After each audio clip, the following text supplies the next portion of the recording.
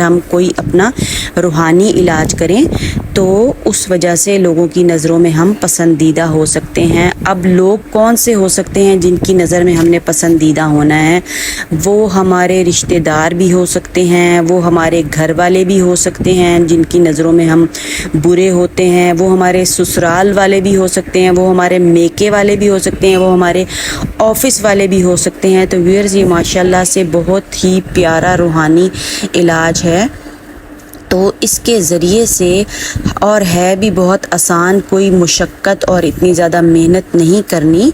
तो हम इस अमल को करके लोगों की नज़रों में पसंदीदा बन सकते हैं। तो ये भी अल्लाह ताला की अनायत ही हैं, हमारे ऊपर रहमत ही है कि अल्लाह मियाँ ने जो है हमारे ऊपर आयात उतारी, कुरान उतारा, रूहानी इलाज उतारा, जिसके ज़रिए से